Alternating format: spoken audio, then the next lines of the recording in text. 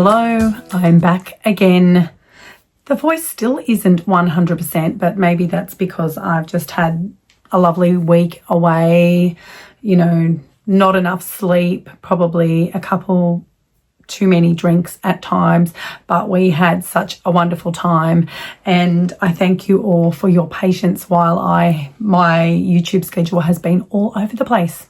If you're new here, I'm Jenny, maker of all things crochet here. Yeah, we talk all things crochet and yarn, and if it's your first time, I'm happy that you're here. Now, although I have been away, I managed to make a couple of things just before I left, and then since I arrived home on Friday, I have also made two bigger items, so I've got those to show you. But before we get into that, I am going to show you a lovely item that was kindly sent to me by the lovely people at Bob and Brad. Now, this is a brand that, I've heard of before. I'm very, very familiar with the brand because I have watched many a Bob and Brad video, actually. If you've never heard of them, the physiotherapists. Sadly, Bob did pass away a couple of months ago. However, Brad is continuing. The brand is still very, very much out there. And when they reached out to me regarding this product, I was only too happy to accept it because, as I said, it is a brand that I love. Now, what did they send me? They sent me this awesome little massage gun. It's the Q2 Pro mini massage gun. Now, I do own a massage gun. However, it is much larger than this. If you've been here for a while, you may have even heard me mention that I had just had a massage, whatever. Truth be known, I actually spend, I won't say exactly, but I'm going to say a minimum of probably $300 a month on massage because my body just needs it. I need it in order to function. So a product like this helps so much when, number one, perhaps you can't can't get an appointment, perhaps you don't have the money. This just honestly gets you by. I actually received this a few weeks before I was even sick, so I've had it for quite a while. They've been so patient with me while they waited for a quick video review on it, but I wanted to test it out before I actually spoke to you about it, and I've got to say I'm so happy with it. It's been opened because, as I said, I wanted to use the product. I wanted to try it all out so that I could give you my honest review. So it is very, very compact, like so compact like this. Let's put it next to some water. It's shorter than a 600ml bottle of water. There's 5 different attachments that they very, very easily just attach at the end. There's a book telling you what each attachment is good for.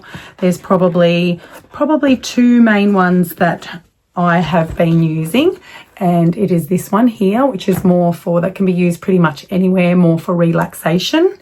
And this one also is, I think, targeted for the larger muscle groups. So, think glutes and things like that. Now, I do a lot of sitting, so this is really, really, really helpful. I think, though, the coolest thing for me with this is that it has this attachment that, if you can see this, metal part here, whatever it is, it actually is hot and cold. You can choose whether you want heat or whether you want cool. And I tried this out this morning and it is awesome. Honestly, the cold is really nice and cold, so it's almost like having ice, I guess, and the heat is great as well. So I've not seen a massage gun with that ability before, so I really love that. I also have not even charged, I haven't even needed to charge it since I've had it, and I've used it quite a lot. So it does come with a little USB charger there, but I haven't needed to because it already had enough charge. It's super, super compact and, you know, so easily transportable, so you could take it away with you, and I absolutely love it. That's my honest opinion. Now, I'm not earning anything. Yes, they did send it to me. I'm not earning any money from this collaboration, but they've kindly given me a discount code so that if you would like to purchase one yourself, you can with a 10% discount. So I'm going to have links below for, I think there's the UK, US and Australian links. So if that's something you'd like to check out, then go ahead and use the link. Thank you so much to Doris, who was so understanding. As I said, when I was sick and I didn't have a voice, and there's just been so many hold-ups, I guess, but she was very, very patient, and as I said, was just happy that I give my honest review. So that is it. So thank you very much, Bob and Brad. Now, let's see what I have been up to. Now, before I went on my little holiday, I did just do a couple of quick makes. And when I say a couple, there really isn't too many. I did a jumping spider. This is the old jumping spider, handmade by Nicole. And I wanted to try out the cover story, the Lion brand cover story yarn. And I love this pattern. It's a great pattern. What kind of annoys me is having to normally change colours for the front fangs, but I just didn't bother with this variegated yarn, and I think it turned out great. This colourway is called Potion, and yeah, super quick.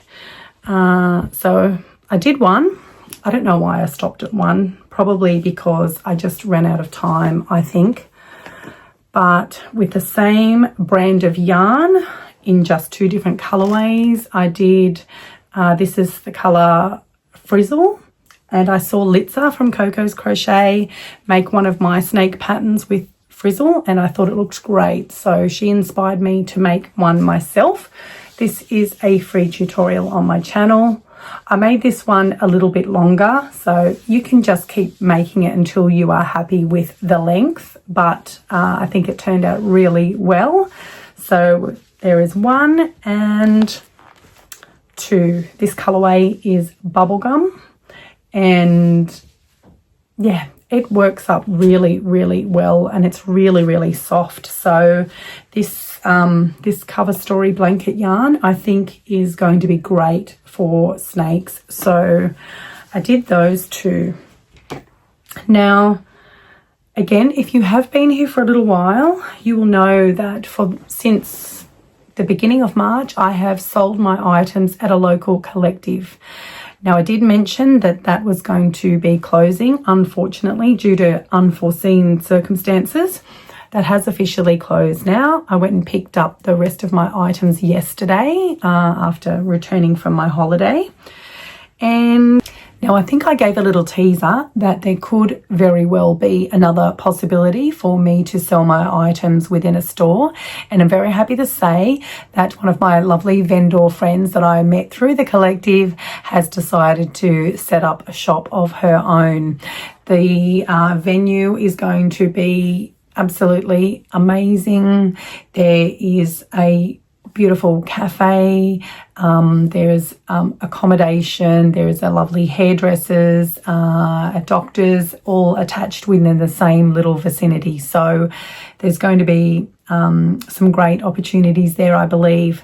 For me, it's going to cost me a little bit more to be there, but this shop is also going to eventually have a website attached to it as well, so people will be able to shop online. So I think it's worth that extra investment, and her vision for what she wants it to be, I think, is fabulous. So that's very, very exciting, and it is going to be opening in the next couple of weeks, so there should be a little bit of content around that as well. Now, I am going to go back to one shelf. I did have 2 shelves at the collective, so that means that I need to think wisely, I guess, about the items that I'm going to sell there. And I've had a discussion with Lisa about what that might look like. And some of the things that I'm going to, excuse me, focus on a little bit more is more of the heirloom gifts. So think, you know, loveys and plushies that you might gift to a little one and that, you know, they keep sort of throughout their life, I suppose.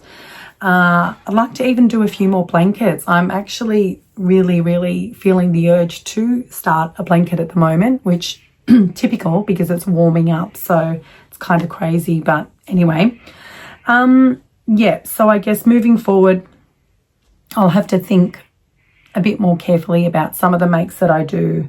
She is keen for me to do some of the things that always did really well at the collective. So leggy frogs, the cranky leggy frogs always did really well.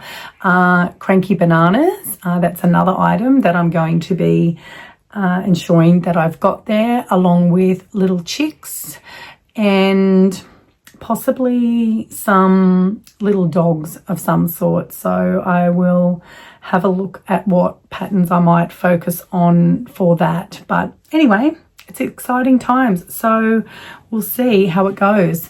I have a lot of items that I guess, as I said, the ones that didn't sell at the collective, I will actually get a bit of footage and pop it in here for you, how many things I have just lying around. Not all of them are listed on my Etsy, so I need to work out what I want to do there.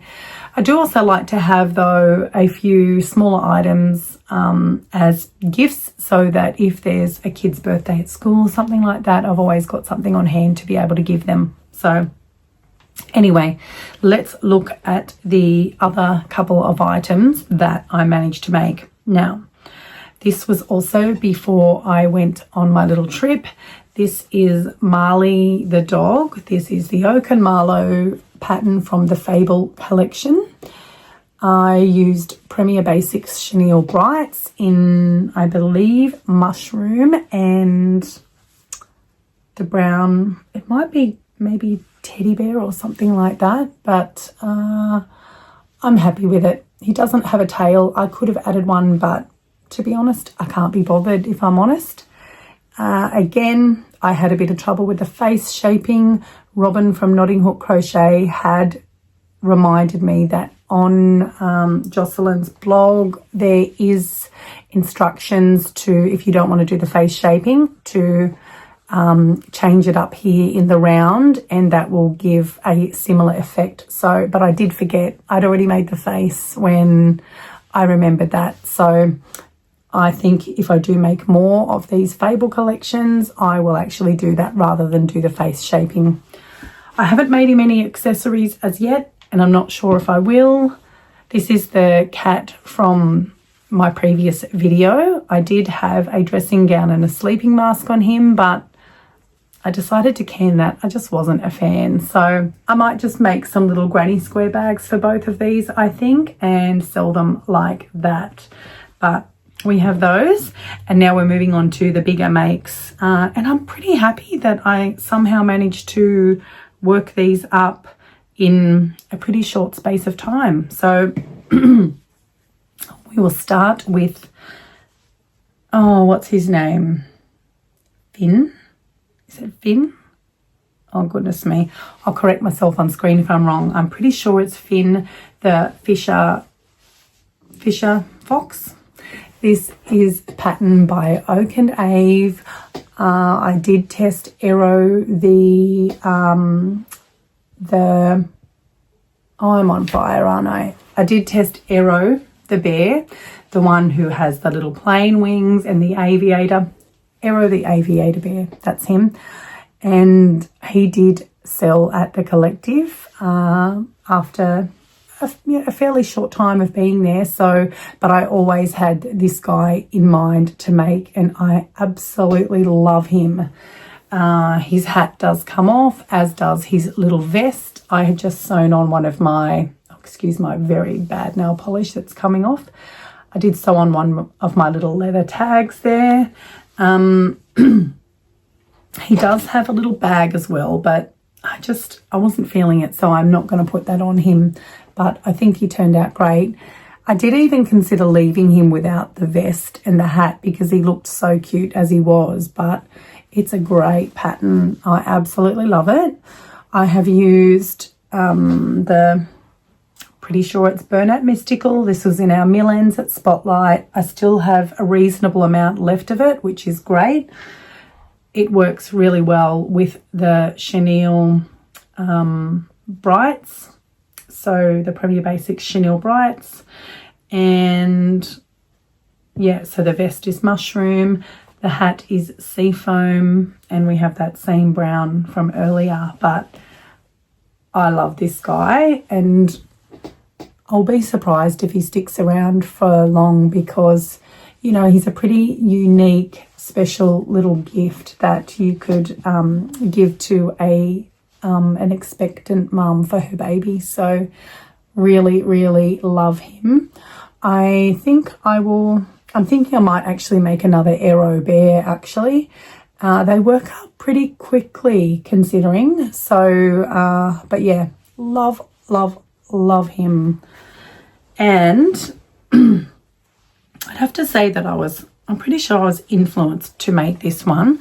I was watching Shannon from Case and Crochet. Actually, she's one of my little shout outs that I'm going to do. I've got a couple of shout outs at the end of the video just for some channels that you I think you should go and check out. Now, I have a feeling she might have pattern tested this guy. This is Dutch the Dragon. It is by Neutral Knots, and I think he turned out awesome. He's very much, until I put the horns on, he was looking very much like a dinosaur, I thought, but it could just be the eyes. I don't know. I considered giving him safety eyes, but I decided to go with embroidery eyes in case someone wanted it for a baby. I have used all Premier Basics Chenille Brights. Again, the green is Sage, and I might have overstuffed the legs, I'm not sure. Sage, Mushroom and Rust. And I think I'm really, look at his toes, honestly. So good. The pattern calls for you to crochet the legs in. I think it does say that you can sew them on, but I started crocheting them in, but in order to get my tail placement in the middle, I did need to adjust the stitches, and then it was throwing me off a bit, and I spent way too much time trying to crochet the legs in, so I decided to frog it back and just sew them on. So that's what I did. But the tail is crocheted in over 2 different rounds, but it's, you know, there's a great explanation there. It wasn't difficult. His little frill there, surface crocheted on, again, not difficult. You do sew the horns on and you sew the wings on as well. But I really am very happy with him. And I know there's a lot of dragon patterns out there, but I like it. I really like his tail. And I wanted to give you a little tip, actually. You may have done this before. I never have, but I thought it was quite clever, if I don't say so myself. I felt that I had maybe understuffed his snout there a little bit, and I was just, I don't know, I was a bit unhappy with it, a bit disappointed. And then I had the idea I had a number of the sage scraps in my little scrap bin here, just from when you cut the ends off and whatnot. And so I used a heap of those and just used my little handy dandy scissors here to just push them in like you would, when you've woven in your ends and you've got the end sticking out and you sort of jab it back in. I used a heap of my little ends in the sage colour, and I just worked it in and around the end here just to fill out that area a bit more where I felt it was a bit understuffed. And it's worked a treat. I'm so much happier with it. It feels a lot firmer and you can't even tell. and it's used up some of the ends. So how good is that? Again, it's probably not anything that, you know, is a really unknown secret or anything like that, but I was just really happy with it. So I thought I would just share that with you guys. Yeah, but I love him.